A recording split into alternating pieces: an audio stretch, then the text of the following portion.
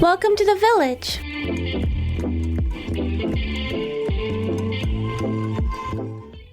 So now I'm talking to Kim in her office. Kim, why don't you tell everybody what you do, what your role is here at St. Mary's? Okay.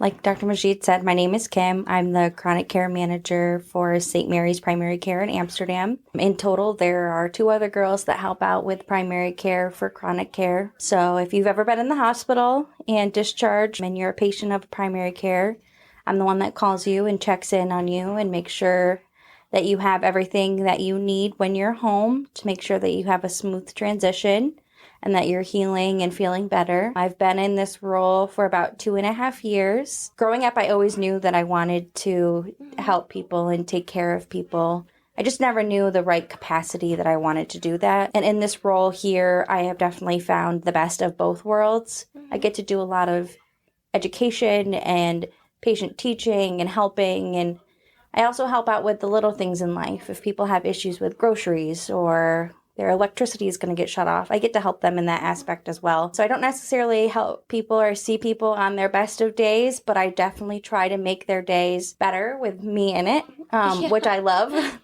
I always try to be positive and happy when I talk to them because I know that they're going through something. Yeah. And that I can help them, which I love. I absolutely have found my passion in St. Mary's with this role. I feel like that translates into your relationship with your colleagues because I'm lucky because your office is 3 down from mine. So it is really nice to have that good positive energy. Like, you do make our day a little bit brighter by being in it. Like, let me go talk to Kim. And it's not, you do definitely...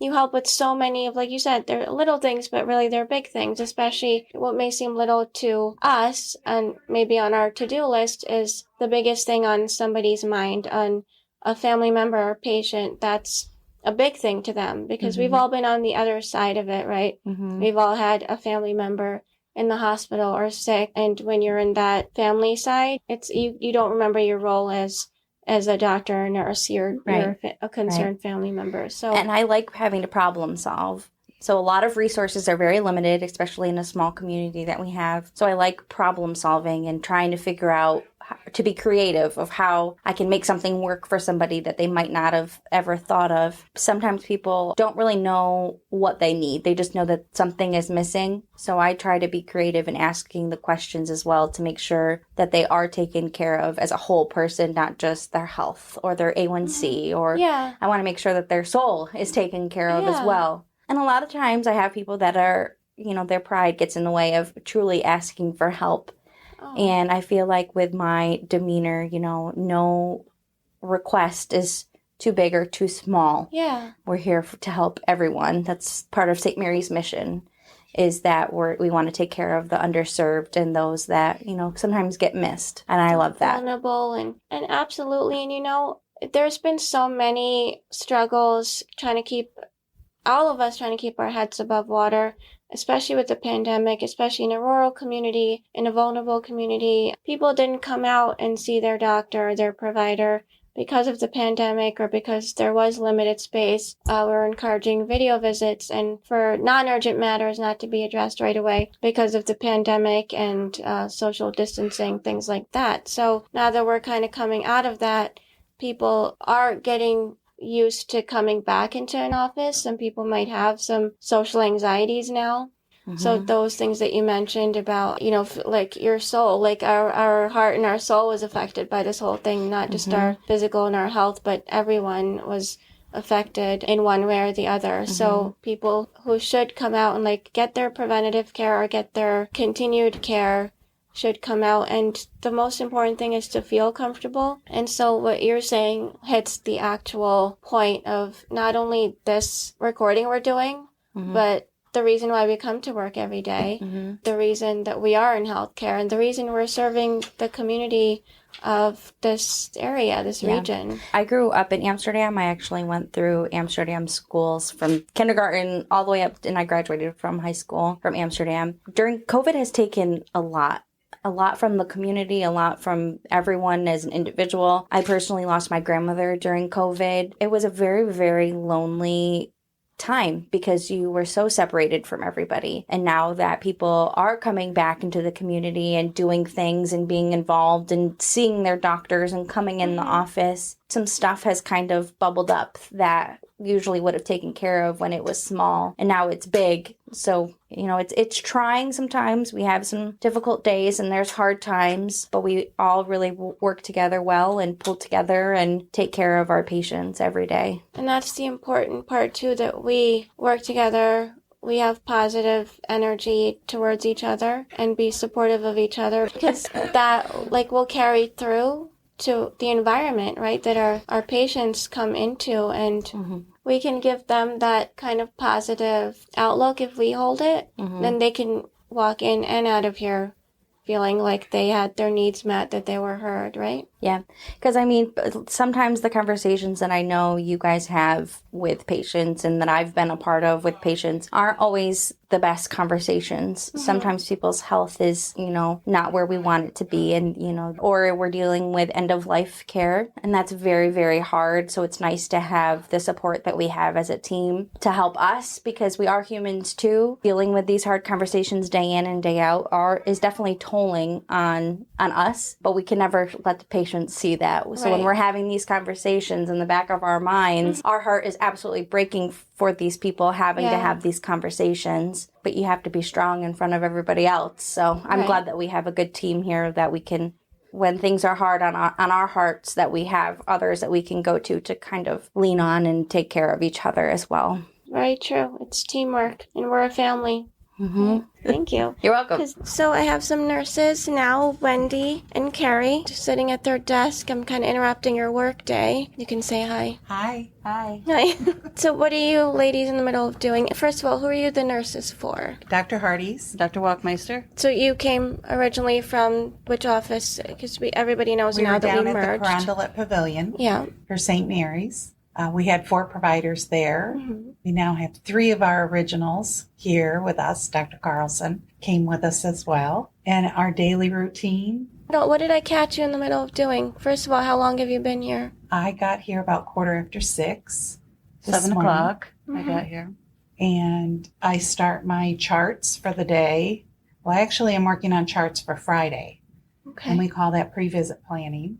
We look for what the patients are due for. Shots, tests, mammograms, pap smears, lab work, if they've gone for their eye visits, if they're a diabetic. Okay, so that's like the annual visits for the adults. You're looking to see what routine screenings and testing they're due for.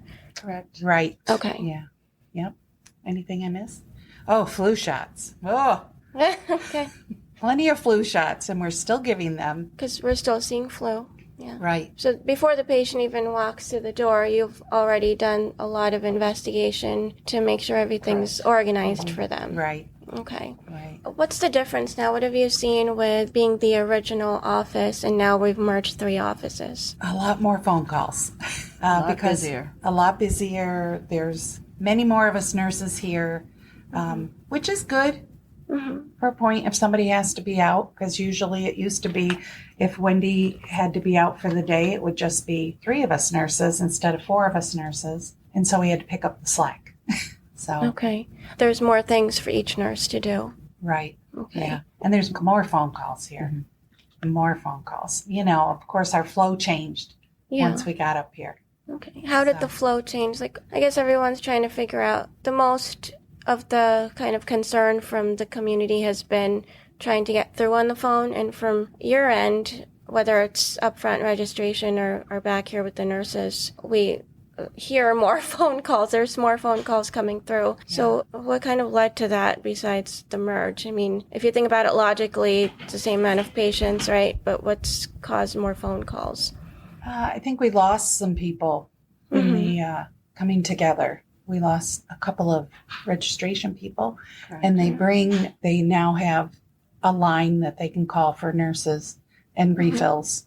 And there's just a phenomenal amount of refill calls. And we didn't get those normal calls, like they would, the girls out front would take the message and send it back in a triage to us. And then we would do the triage and go over it with the doctor and then a doctor would get back to us. And now it's coming through on that line so that the phone is a constant ring. And so in between putting patients in and getting their needs taken care of while they're here, we're having to take the phone messages off the voicemail. Yeah, so you're kind of doing 3-4 different things at once. You're Right. prepping charts, you're taking care of patients that are here, you're answering the phone as the nurses. Right, solving So- problems. Yeah, I think the issue is when we don't pick up the phone. We don't want, after all these years of kind of, say, our community, and just, this is across the United States, maybe many parts of the world, but this understaffing, the short staff, the losses we had with COVID, people are kind of feeling, not as supported because COVID was just very, very isolating and people didn't see their doctors as much anyway, whether it was fears or the inability to come in person and things like that. So what do you want to say to them now when they have these fears? Well, we're here for you. If you're sick, come in. Call us. We'll get to you as soon as we can if you leave a message. My goal in the morning is to keep that red light off. Yeah. Voicemails, Yeah. So you don't have to find time to sit and take 50 messages off because we could have 150 phone calls a day, between on our pod. We're on pod B and we take care of, actually, there's 5 nurses here and we have 6 doctors. So we're taking phone calls for 6 doctors, refills for 6 doctors. So, we just ask for patience and understanding. And, we encourage our patients to call if they need us. If they're sick, call us. Hopefully we have room for them for the day. We can do a telephone visit, video visit if they can't make it in. Yeah, of course, some visits require you to come in. You can't diagnose a back problem or, breathing issues without listening to those lungs. So, we always try to accommodate you the best we can. Yeah. That day or the next day, depending on the situation. Yeah. Okay. Thank you. The background noise we hear is your colleagues working, and you are working, but I'm grabbing you for just a few minutes so that you can give us a behind-the-scenes look of what a day in the life of one of our Amsterdam Family Health Center nurses is. I talked to Kerrie earlier, but of course you're mainly pediatric, so I'll chat with you. I have to hold this? Yes, you have to hold it. It's a microphone. Jaimie just got off the phone and... Tell me more. Tell me more. Come on, Mel. What's a day like in the office for you? Come on over. I can't hear you from all the way over there. All right. So what do you want to know? What time do you ladies get here? I get here at 5:30 in the morning. You're so proud of yourself when you say that. I get here at 8:30. You're the late person. I'm the late person. You stay until well past 5. Yeah. Oh, yeah. You stay till 5. No, 4. I stay till 4. Well, if I'm lucky. Yeah. If I'm lucky. Most days it's at least 4:30. What do you spend your day doing? Rooming patients, answering phone calls, taking off messages, workloads. phone now. There's paperworks. She gives Prior a lot of off. shots. Yes. When I come in the morning, I go through all the paperwork that's come over the fax machine and all the paperwork that's in the folders, and I get that all taken care of. Hey, Jane, you do all the folders? In the morning when I come in before the workday starts so we can have a jump start on it. What's in the folders? Everything from medication refills to prior auths to physical forms to therapy forms, you name it. So there's a lot of forms Yes. and other things that need to get done. Yeah. Keeps you busy all day. And then the rooming starts and Yes. the messages and things like that. So you're the only one that's making me cry. I've been doing this all day long, and this one's making me cry too. So tell me some of the challenges of your job. I mean, I think it's just trying to do it all. I mean, there's a lot to be done within an 8-hour workday, and it's hard to, in addition to taking care of the patients that are here in front of us face to face, we're also taking care of multiple patients that aren't here in the office. I mean, between answering their questions and phone calls and managing their records and trying to get things to where they need to go appropriately, that's a lot of work in an 8-hour day, which is usually why I'm here until 6. Well, trying to meet everyone's in a timely needs manner. in Yes, it's very challenging. timely, efficient manner is very challenging. That is why I became a nurse. I became a nurse truly to help people in some of their worst life events. Actually, part of my story is I initially got involved in healthcare when I worked for Liberty. And I remember I was sitting with one of my patients who was nonverbal, and I was in the ER for hours. I think I was in the ER until 4 in the morning, and I had started work that morning at 5. And all we needed him to do was give a urine sample, and to be there and support him and speak for him. And the way that he was cared for in that time, I was so frustrated because I felt like there was just a better way to do several of the interventions that were done for him, just to do them better. So that is originally why I went into healthcare. I mean, I did go into it just to take, again, you see people at some of their very worst moments, and to be that person that provides care and support to them during those moments. I mean, they meet me and I'm a complete stranger, and you see people at their worst. So for them to allow me to do that and be there for those moments is probably one of my favorite parts of the job. But that's not every day, especially here. We don't run into those moments every day. Yeah, But, it can't be every minute of every day. Right. Every day there's something positive that happens. Right, Nicole? Do you have any stories? What made you go into nursing? I mean, I've been doing this work since I've been 16. Yeah. You've been with us and doing pediatrics for how many years now? Almost 3. Oh, I have a patient here. Okay, well, duty calls for Nicole. I think you ladies have a very uniquely challenging job because you do a lot of non-clinical things, but your main responsibility is clinical. So you're kind of the go-between for everybody in the office. And we all know that the heart of medicine are nurses. A doctor is as good as their support nurse. It's true. Whether it's a hospital or an outpatient, I mean, you guys run it all. We look to you for it all, and the patients look to you for it all. So, this is true. Yeah. Like Carrie just got off like a 10-minute phone call. We always, I'm sure you hear your name called all day from every angle. And sometimes some of the patients will call and want to speak just to their specific nurse. Mm-hmm. So that's a big responsibility you have. I mean, that nursing comfort care is a profession that goes back centuries. Yeah. I think my husband always jokes with me too. He'll be like, "You can't just shut it off when you come home, can you?" Mm-hmm. He always tells me, he's like, "Can't you just turn the nurse off?" And he can't. No. Even when I go home, I'm still a nurse. Like when he comes, shuts off. No, it doesn't. No. It doesn't. But yeah, it's we have a lot of roles, a lot of responsibility. We show up every day, right? Greet people with smiles, or try. For the most part, I think we do a good job. Yeah, I mean, you can set the scene for how that visit's going to go, right? Yeah, definitely. I think if there was one thing that I would want people to remember is to remember that even, we show up every day in our uniform. We are still people, so sometimes we show up to work and we might not feel 100%, or we might have things going on in our life, like sick kids, dying family members. Like for me, it was really hard for me to show up to work when my mom was in the ICU with COVID. I wasn't able to communicate with her for weeks, and I was pregnant at the same time, but I still showed up to work every day and saw my patients. So I think it's important to patients, to just remember that we're human behind our masks, behind our stethoscopes.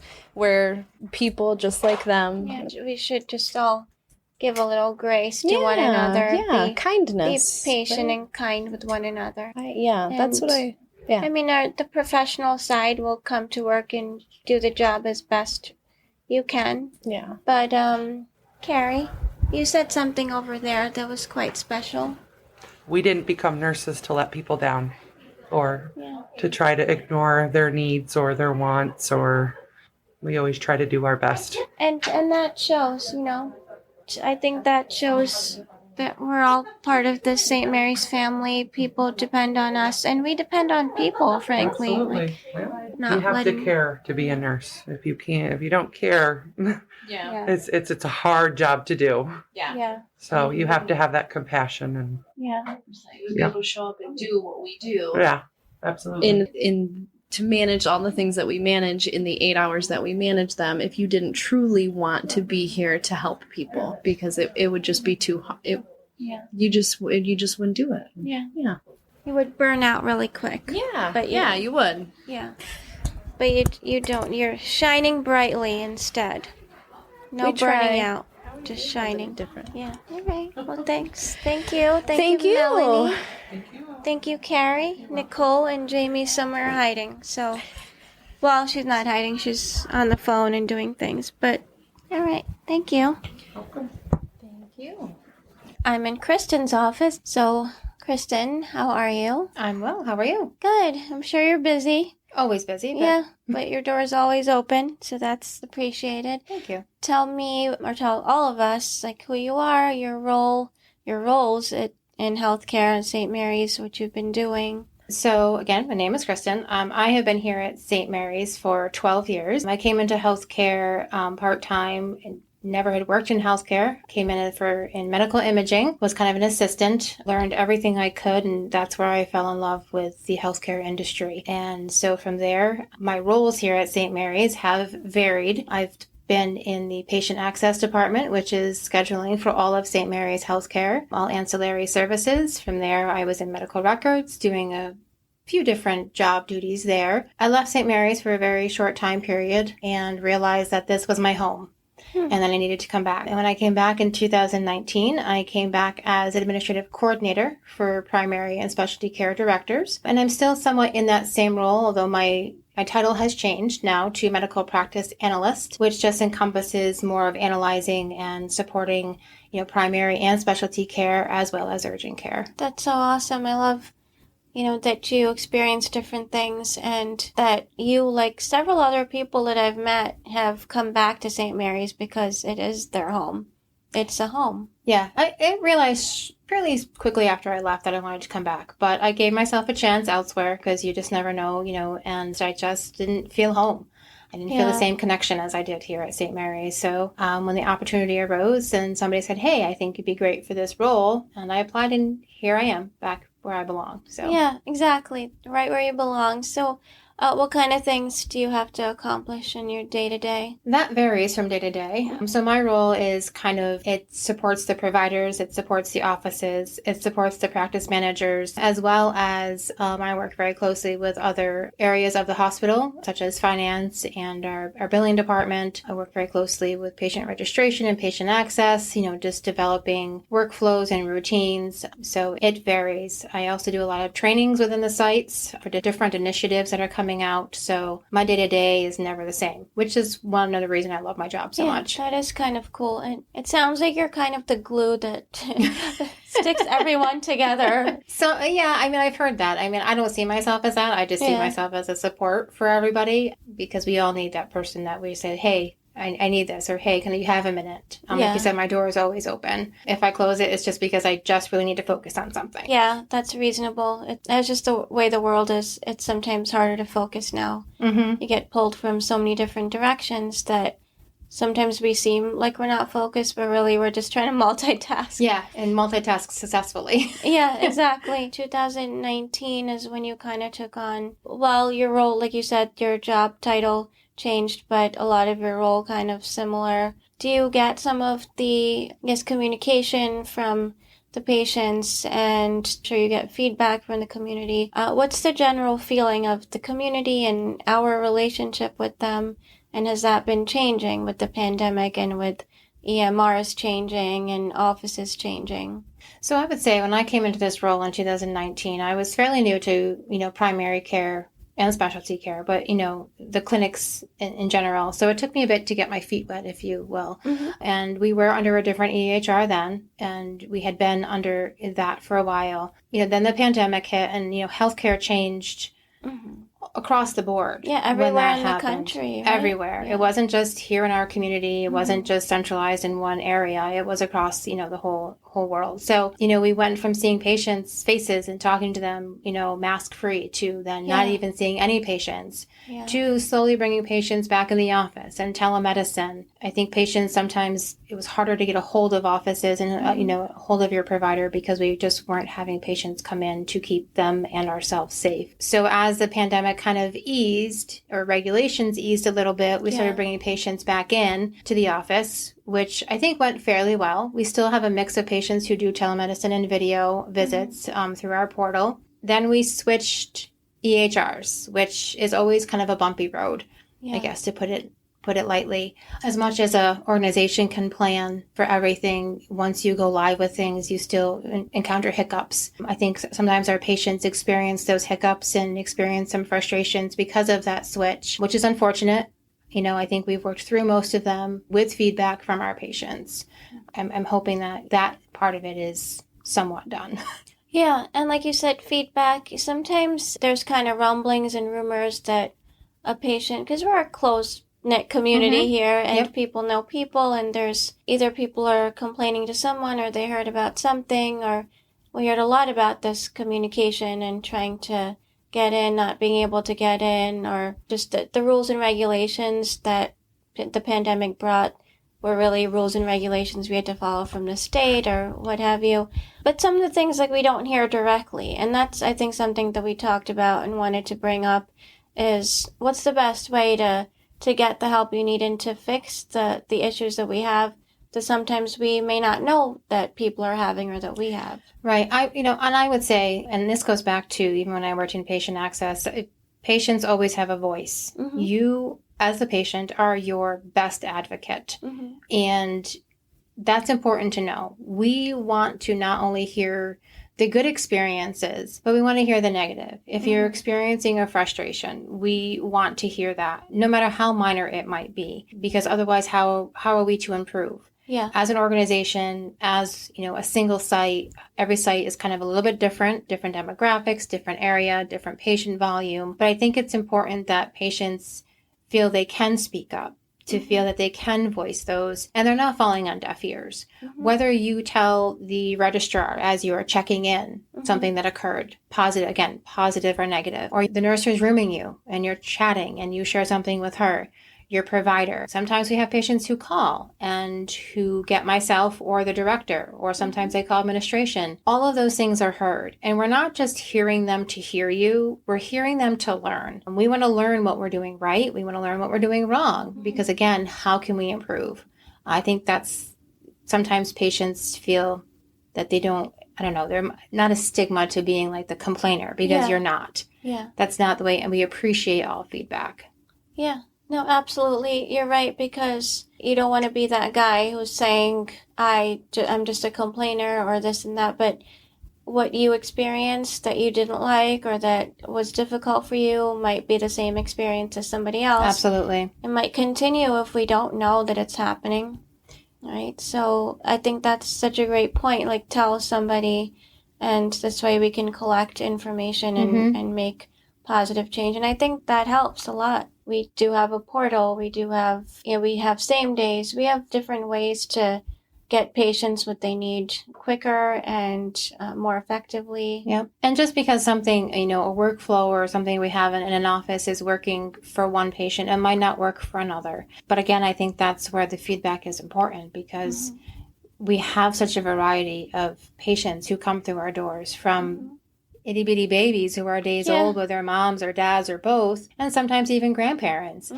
to all the way up through life, we see patients. So, we do have such a variety of patients from all walks of life. So we want to best serve everybody. And again, just because something's working for one doesn't mean it's working for everybody. And we want to hear that.